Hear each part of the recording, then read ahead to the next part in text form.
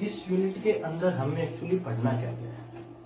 मैं यहाँ पर इस वीडियो में फर्स्ट वीडियो के अंदर आप लोगों को जनरल इंट्रोडक्शन दूंगा कि इस यूनिट में मुझे हम क्या क्या पढ़ेंगे, मुझे आपको क्या क्या पढ़ाना है। दूसरी बात, यहाँ पर मैं आपको सॉलिड्स क्या होते हैं, उन सॉलिड्स की क्या प्रॉपर्टीज होती हैं।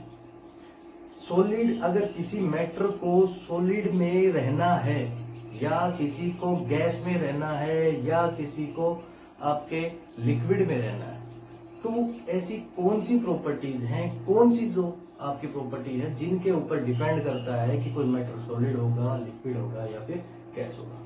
तो सबसे पहले हम इंट्रोडक्शन के अंदर ये देख लेते हैं कि हमें कौन कौन से टॉपिक इसके अंदर कवर करने हैं। तो सबसे पहले हम बात करेंगे यहाँ पर कि सॉलिड होता क्या है। फिर हम यहाँ पर बात करेंगे टाइप्स ऑफ सॉलिड्स के बारे में।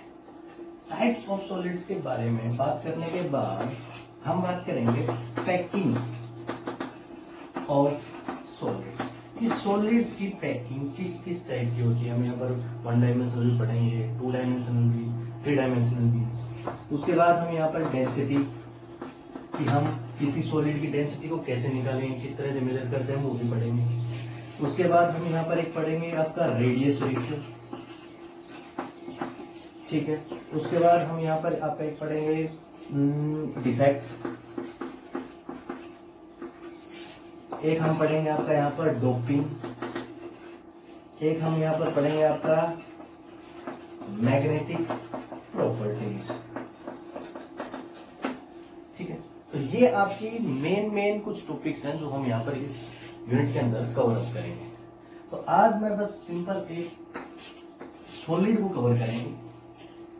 नेक्स्ट क्लास के अंदर या मैं कहूँ नेक्स्ट वीडियो के अंदर हम टाइप्स ऑफ सॉलिड से आगे बढ़ेंगे, मीन सॉलिड से आगे बढ़ेंगे और इसको फर्दर आगे हम इस यूनिट को प्रोसीड करेंगे। तो सबसे पहले हम बात कर लेते हैं कि सॉलिड्स होते क्या हैं। देखो सॉलिड्स, मैं आपको एक बात बता देता हूं, मेनली हम 3 स्टेट्स को पढ़ते हैं, सॉलिड स्टेट को, लिक्विड स्टेट को और गैसियस स्टेट को। नॉर्मल कंडीशन के अंदर आपके पास 5 स्टेट्स होती हैं, solid, liquid, gas, Bose-Einstein and plasma state. Bose-Einstein state को और हम प्लाज्मा स्टेट को नॉर्मल कंडीशंस में नहीं पढ़ते हैं, क्योंकि हमारे यहाँ पर जो मैटर्स होते हैं मेनली वो मेनली आपके 3 ही फॉर्म में मिलते हैं, या तो सॉलिड मिलेगा या फिर वो लिक्विड मिलेगा या फिर वो गैसियस मिलेगा। सेकंड थिंग, गैसियस के बारे में स्टेट्स ऑफ मैटर आप +1 में पढ़ चुके हो, क्लियर। उसके बाद लिक्विड के कुछ प्रॉपर्टीज, कुछ बातें हमने वहां पर पढ़ी हैं +1 के अंदर, जैसे फ्लूइडिटी क्या होती है, आपकी विस्कोसिटी क्या होती है, आपका सरफेस टेंशन क्या होता है, आपके कैपिलरी एक्शन क्या है, कोहेसिव क्या फोर्सेस क्या होते हैं, एडेसिव फोर्सेस क्या होते हैं। मेन पोर्शन जो आपका लिक्विड्स का है वो आप पढ़ेंगे फिजिक्स के अंदर। तो लास्ट में क्या बच गया, लास्ट में बच गया आपका सॉलिड्स। अब हम पढ़ेंगे सॉलिड्स के बारे में। तो देखो सॉलिड्स, सबसे पहले हम इस डेफिनेशन की बात करते हैं। It is a state of matter. ये मैटर की एक वो अवस्था है इन विच, जिसके अंदर the force of attraction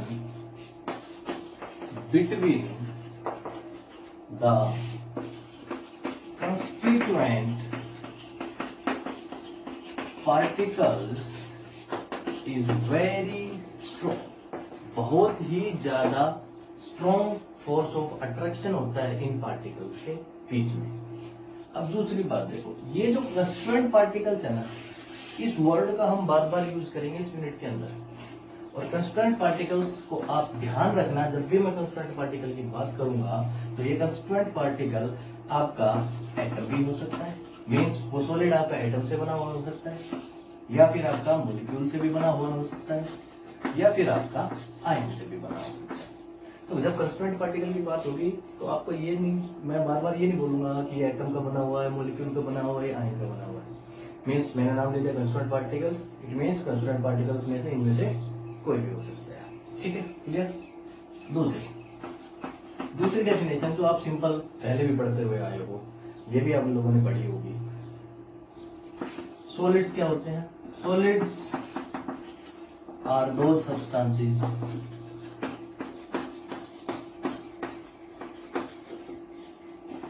which have definite shape and volume, जिनका वॉल्यूम डेफिनेट होता है और जिनका शेप डेफिनेट होता है उनको आप क्या बोलते हो? सॉलिड्स बोलते हो।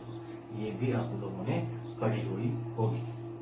लेकिन अब हम बात आते हैं मेन मुद्दे की बात पर, और मुद्दे की बात क्या है कि भैया कोई भी मैटर वो सॉलिड है तो क्यों है, वो लिक्विड है तो क्यों है, क्या वो गैसियस है तो क्यों है? तो अब देखो, ये जो आपका कोई मैटर है, कोई मैटर सॉलिड, लिक्विड या गैसियस क्यों होता है, वो डिपेंड करता है मेनली आपके दो चीजों के ऊपर। पहला वो डिपेंड करता है आपका इंटर मोलिक्यूलर फोर्सेस के ऊपर। दूसरा आपका डिपेंड करता है थर्मल एनर्जी के ऊपर। अब देखो, दोनों चीजों को समझना। यहां पर इंटर का मतलब होता है between two different constituent particle. Inter का मतलब होता है between two different constituent particle, means molecular बोला हुआ है। अब देखो, अगर मॉलिक्यूल का बना हुआ होगा सॉलिड तो ये कहलाएगा इंटरमोलिक्यूलर फोर्सेस।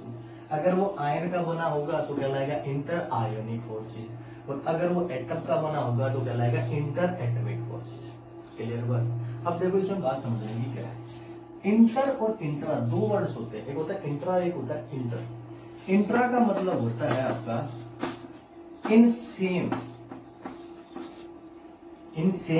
मॉलिक्यूल, या हम कहें पार्टिकल, कंस्टिट्यूएंट पार्टिकल। एक ही मॉलिक्यूल के अंदर जो फोर्सेज ऑफ अट्रैक्शन है वो आपके क्या कहलाते हैं? Intra molecular forces of attraction कहलाते हैं।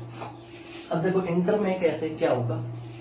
इंटर के अंदर देखो, आपका ये एक पार्टिकल है, मान लो ये कोई सॉलिड है, सॉलिड के पार्टिकल्स है, ये उनका एक अरेंजमेंट है आपका।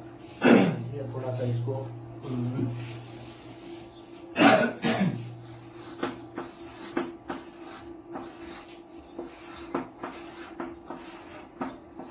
ये देखो, ये एक अलग मॉलिक्यूल है। अगर मीन्स अगर ये एटम का बना हुआ है तो ये एक अलग एटम है, ये भी एक अलग एटम है। अगर ये अलग मॉलिक्यूल है तो ये भी अलग मॉलिक्यूल, ये आयन है तो ये अलग आयन है और ये अलग आयन है।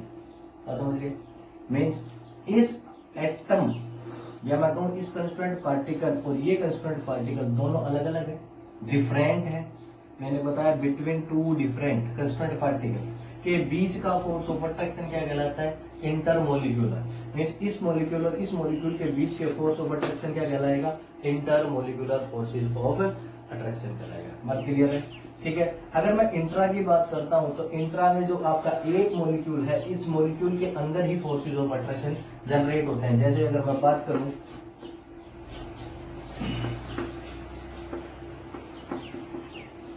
आपका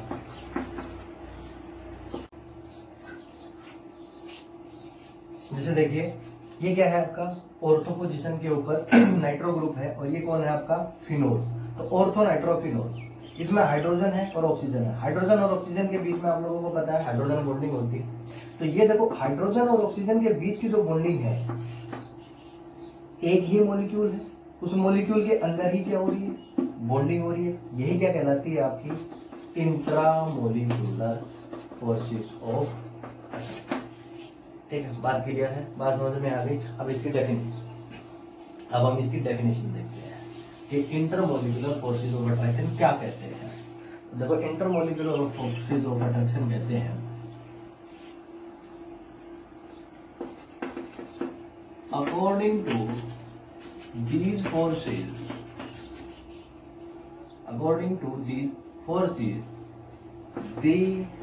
they are trying to keep the constituent particles together. Means in forces के अकॉर्डिंग ये क्या करते हैं, कंस्टेंट पार्टिकल्स को एक दूसरे से जोड़ के रखने का काम करते हैं। तो इंटरमोलिकुलर फोर्सेस तो क्या करते हैं, एक दूसरे को जोड़ते हैं। तो एक बात देखो, अगर मैं सॉलिड की बात करता हूं तो सॉलिड के अंदर आप लोगों ने देखा है कि पार्टिकल्स एक दूसरे के पास होते हैं, एक डेफिनेट ज्योमेट्री के अंदर होते हैं। तो देखो ये पार्टिकल्स अगर एक दूसरे के पास हैं, इसका मतलब क्या है, ये फोर्स ऑफ अट्रैक्शन ज्यादा होंगे या कम, ज्यादा होंगे। तो यहाँ पर सॉलिड्स के केस में, आपके सॉलिड्स के केस में high inter molecular forces of attraction होता है। क्लियर। थर्मल एनर्जी की बात करते हैं हमने। थर्मल देखो, थर्मल में क्या होता है, हीट एनर्जी। देखो हीट, जब हम किसी सब्सटेंस को हीट करते हैं, आप लोगों ने देखा होगा नॉर्मली, अगर हम जैसे आइस को ही ले लें, आइस को अगर हमने हीट किया तो हम देखते हैं कि किस में कन्वर्ट हो जाता है, water means ice, water H2O, यही है, ये सॉलिड फॉर्म है वाटर का। ये मैं ये बोल दूं कि ये लिक्विड फॉर्म में कन्वर्ट हो जाता है, और अगर मैं इसको फर्दर हीट कर देता हूं तो वो गैसियस फॉर्म में चेंज हो जाता है। तो आप लोगों ने देखा क्या हुआ है, आइस सॉलिड केस है, तो सॉलिड के केस में पार्टिकल्स एक दूसरे के पास होते हैं, लिक्विड के केस में पार्टिकल्स एक दूसरे से थोड़ा दूर होते हैं, और गैसेस के केस में पार्टिकल्स बहुत ही ज्यादा दूर होते हैं। ठीक है। तो आपने क्या देखा कि अगर हम हीट को बढ़ा रहे हैं, मीन्स हमने अगर टेम्परेचर को इंक्रीज किया, तो टेम्परेचर को इंक्रीज करते हैं तो ये पार्टिकल्स कहाँ जा रहे हैं, आपके दूर दूर जा रहे हैं। तो पार्टिकल्स अगर दूर जा रहे हैं तो इट मीन्स थर्मल एनर्जी के बढ़ने की वजह से पार्टिकल्स कहाँ जाएंगे, दूर हो जाएंगे। और थर्मल एनर्जी जो होती है वो एक पार्टिकल के जो होता है, उस पार्टिकल के अंदर की खुद की एनर्जी ही क्या होती है, आपकी थर्मल एनर्जी होती है। तो थर्मल एनर्जी क्या है, it is the energy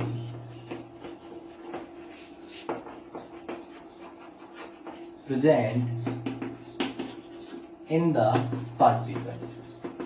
particle के अंदर जो एनर्जी प्रेजेंट होती है वो क्या होती है, आपकी थर्मल एनर्जी होती है।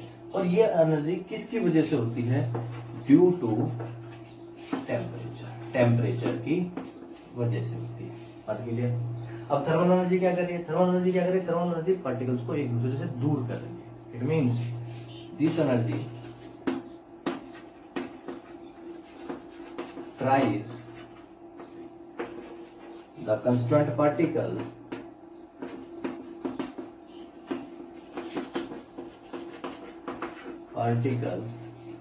far apart, means एक दूसरे से दूर, from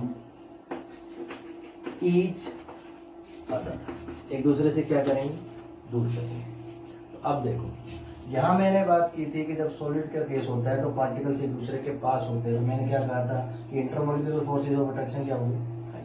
अब देखो, अगर यहाँ पर थर्मल एनर्जी हाई होती है तो हमने देखा था कि वाटर के केस में किस में कन्वर्ट हो गया था, वो गैसियस में कन्वर्ट हो गया था, यस।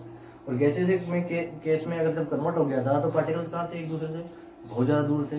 इट मीन्स सॉलिड के केस के अंदर आपकी जो थर्मल एनर्जी है वो क्या होती है, कम होती है। गैसियस केस में थर्मल एनर्जी क्या होती है, ज्यादा होती है। तो सॉलिड के अंदर आपकी जो थर्मल एनर्जी है वो क्या होगी, तेज है। बात क्लियर है, ठीक है। तो मीन्स सॉलिड्स कौन होंगे, सॉलिड्स वो होते हैं जिनके अंदर इंटरमोलिकुलर फोर्सेस ऑफ अट्रैक्शन तो हाई होते हैं और थर्मल एनर्जी क्या होती है, आपकी लो होती है। जिस भी मैटर के अंदर, जो भी मैटर है, अगर उस मैटर के अंदर की थर्मल एनर्जी कम है और आपका intermolecular forces of attraction high है, तो वो मैटर क्या होगा, आपका एक सॉलिड होगा। अगर हम इसका वाइस वर्सा कर दे, उल्टा कर रहे हैं, मीन्स थर्मल एनर्जी हाई है और intermolecular forces of attraction weak है, तो वो मैटर किस फॉर्म में मिलेगा, आपको गैसियस फॉर्म में मिलेगा। ठीक है, तो आज के लिए इतना ही। नेक्स्ट वीडियो में हम पढ़ेंगे कि टाइप्स ऑफ सॉलिड्स कितने टाइप के होते हैं, उसके बाद हम उनके बीच में सॉलिड्स के बीच में जो फोर्सेज ऑफ अट्रैक्शन होते हैं उनके बारे में बात करेंगे। तो इसको आप स्क्रीनशॉट ले लीजिए और नोट डाउन कर लीजिए। Okay, thank you.